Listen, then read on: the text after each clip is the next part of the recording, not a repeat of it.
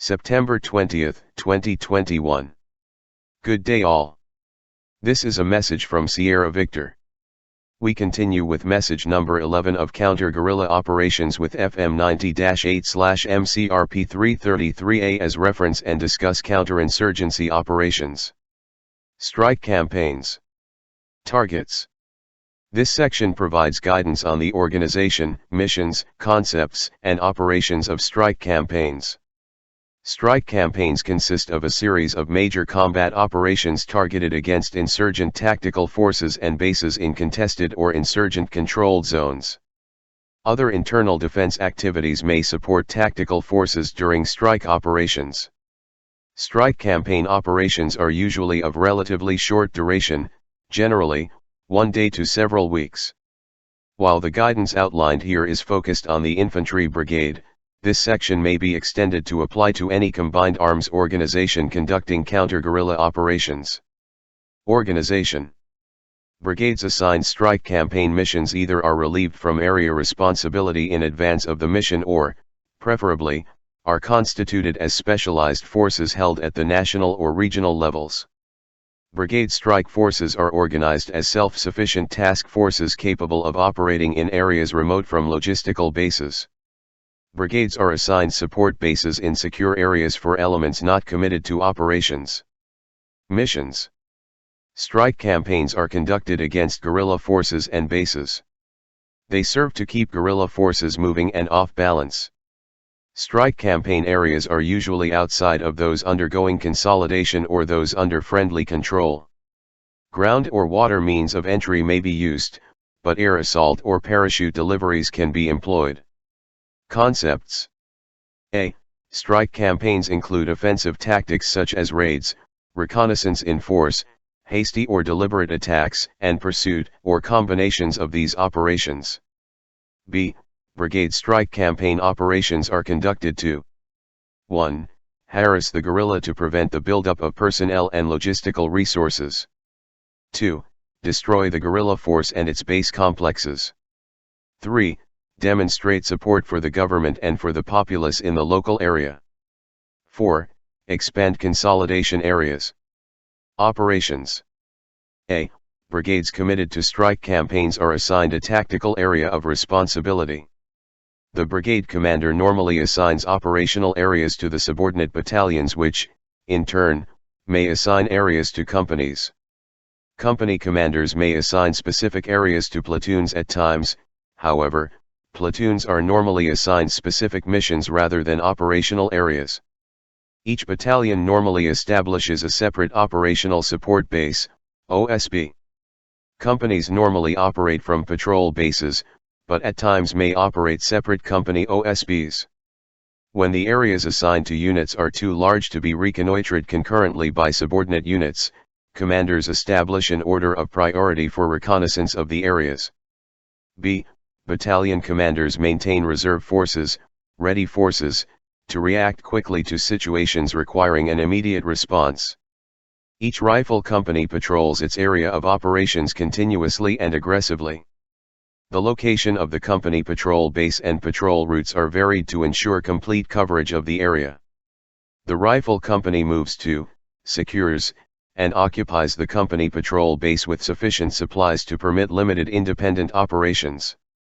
If it is to operate in the same area for a period of time, it should consider establishing small ration and ammunition reserves. The company area is patrolled to provide complete coverage day and night with emphasis on night patrols. Generally, platoon-size patrols have sufficient firepower to handle the situation if a guerrilla force is encountered. If additional support is needed, the company commander may maneuver his other platoons against the guerrillas, or he may request assistance from the battalion reserve, ready force. Emphasis is placed on engaging the guerrilla with organic means of fire and movement, if required, and on employing supporting artillery and air support. Orders issued to the company commanders include the area assigned and resupply instructions. The conduct of operations is based on decentralized planning and execution. Company commanders plan and coordinate platoon activities to ensure completion of the overall company mission. Platoons on patrol carry light rations and store unneeded equipment at OSBs. Rifle company mortars may, at times, be located in battalion OSBs while fire support teams, FIST, move with the companies. If the terrain and situation permit, battalion OSBs may be moved as the companies move their patrol bases. If civilian communities are in the area, and if security conditions permit, battalion bases may be near, but not within, the community. Here, the battalion may conduct psychological, intelligence, and military civic action operation. Brigade commanders use all available means to locate guerrilla forces and bases, and they give priority to destroying the guerrilla forces. An attack on a guerrilla force normally requires superior combat power. Reserves, ready forces, attempt to immediately engage and destroy moving guerrilla forces before they can disperse. Depending on the situation, either hasty or deliberate attacks are made on guerrilla bases that contain fortifications. After a successful attack on guerrilla forces, troops thoroughly search the area for guerrilla personnel, supplies, equipment, and documents. Pursuit operations are undertaken to destroy or capture forces attempting to flee. Artillery, air support, and air assault forces support ground pursuit. The brigade does not normally occupy the area defensively for an extended time following a successful attack. Operations to search out guerrillas continue. Elements of the brigade may be rotated through the brigade support base for periods of rest and training. Speed and surprise are important in strike operations, especially when attacking a known guerrilla stronghold. The sudden and unexpected delivery of combat forces into a guerrilla-held or contested area provides significant advantages to the counter-guerrilla commander. If caught by surprise, the guerrilla may be unable to react in time to save himself. He is confused initially and may panic. In the time it takes him to become aware of the tactical situation, or to take effective action, the counter-guerrilla forces may encircle him. Speed and surprise may be achieved by using air assault tactics to insert the first counter-guerrilla forces into the area of operations. Subsequent forces can be delivered on later airlifts or by other modes of transportation. Strike forces are most vulnerable just after entering a new area of operations. Initially, there is some confusion until patrol bases are established and patrols are sent out. Counter-guerrilla forces must be especially security conscious the first few hours in a new location. Upon arrival, they should immediately establish target reference points, observation posts, and listening posts. Due to WhatsApp audio length, we keep our message between 5 and 10 minutes.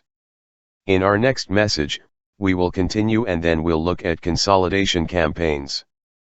Please visit our Dropbox account for all our previous material. Links can be obtained from any admin on the Sierra Victor groups. Thank you for listening or reading this message. Please feel free to use and distribute as needed.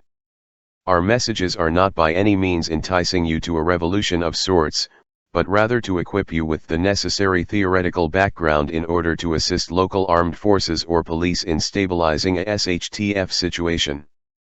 We wish you well. Sierra Victor.